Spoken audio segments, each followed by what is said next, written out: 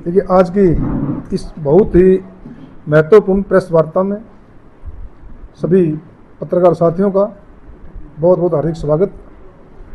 हमारे बीच में हमारे ग्रामीण के अध्यक्ष हरपाल सिंह गुर्जर जी, हमारी उपाध्यक्ष सालू मल्होत्रा जी, उपाध्यक्ष सुखविंदर जी, हमारे सीनियर नेता गुरबाज जी, हमारी पूर्व प्रत्याशी निर्मल चौहान जी, सभी का स्वागत है। देखिए, आज कांग्रेस पार्टी के द्वारा एक बहुत ही महत्वपूर्ण प्रेस वार्ता की जा रही है। महिला आरक्षण बिल को लेके जिस तरीके से भारतीय जनता पार्टी और मोदी की सरकार एक पूरे देश के अंदर भ्रम फैला रही है, दुष्प्रचार कर रही है कि कांग्रेस पार्टी और विपक्ष के लोग महिला बिल के खिलाफ हैं। हम आपको बताना चाहते हैं कि सदैव हमेशा से ही कांग्रेस पार्टी और पूरा विपक्ष महिला बिल के समर्थन में रहा है, हमेशा महिला बिल का स्वागत किया है। कांग्रेस पार्टी ने 2010 में राज्यसभा के अंदर महिला आरक्षण बिल पास कराया। बहुत भारी विरोध के बाद लोकसभा में इसका भारी विरोध किया गया। अब सितंबर 2023 के अंदर भारतीय जनता पार्टी की सरकार नारी विधिनियम बिल लेके आई तो पूरी कांग्रेस पार्टी और पूरे विपक्ष ने इसका समर्थन किया और सर्वसम्मति से लोकसभा में भी और राज्यसभा में भी बिल पास हुआ और ये कानून बना। अब इस कानून को लागू करना है। 16 अप्रैल को ये नोटिफाई भी कर दिया गया है अभी लेटेस्ट। तो भारतीय जनता पार्टी की जो सरकार है इसको लागू क्यों नहीं करती है? ये कहते हैं कि जी महिला आरक्षण बिल गिर गया है लोकसभा में, ये झूठ बोल रहे हैं। महिला आरक्षण बिल नहीं गिरा है, प्री सीमन बिल गिरा है।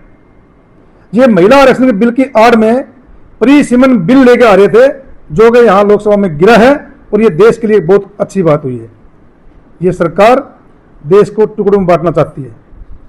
इन्होंने 2023 के अंदर जब बिल पास हुआ तो पूरे विपक्ष ने कहा था इसको तुरंत लागू किया जाए।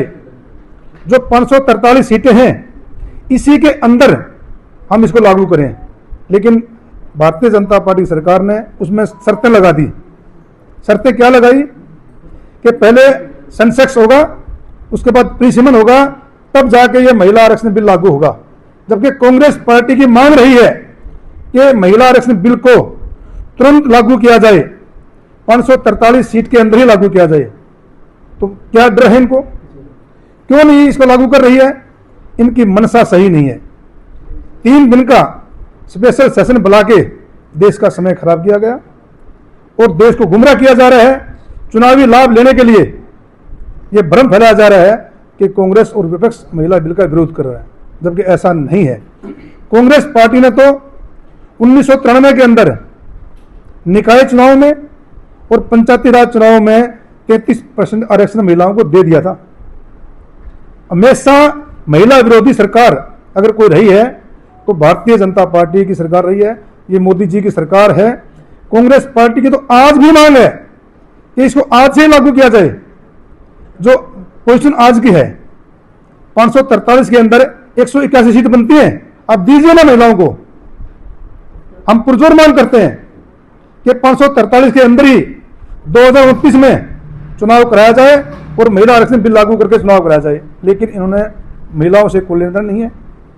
ये सिर्फ राजनीतिक रोटियां सेकते हैं, राजनीतिक लाभ के लिए काम करते हैं, देश का बंटवारा के लिए काम करते हैं, नॉर्थ और साउथ में झगड़ा करने का काम करते हैं। अरे सेंसेक्स कराइए ना, जाति जनगणना कराइए, आंकड़े पूरे देश में आने दीजिए ना कि किसकी संख्या कितनी है।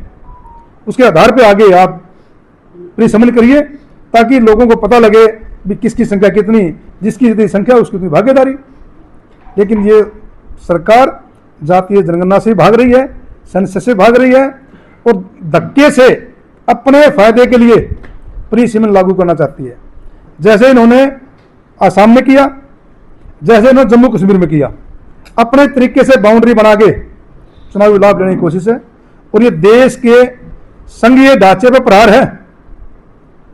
भारतीय जनता पार्टी की सरकार संघीय देश के संघीय ढांचे पर वार कर रही है, जिसको कांग्रेस पार्टी और विपक्ष के लोग कतई बर्दाश्त नहीं करेंगे। हमारी मांग है कि 543 के अंदर ही महिला आरक्षण बिल लागू किया जाए। जो सरकार ये नहीं चाहती, ये झूठ बोल रही है, भ्रम फैला रही है। तो ये हमारा आज कहना था। कल यहां भी प्रेस वार्ता हुई है, हमारे जिले के अंदर भी इन्होंने भी झूठ बोला है। ये हमारे जो लोकल लीडर हैं ये भी झूठ बोल रहे हैं कि कांग्रेस महिला के खिलाफ है। नहीं जी नहीं, कांग्रेस हमेशा महिला बिल के पक्ष में है और इसको तुरंत लागू किया जाए, ये कांग्रेस पार्टी की मांग है।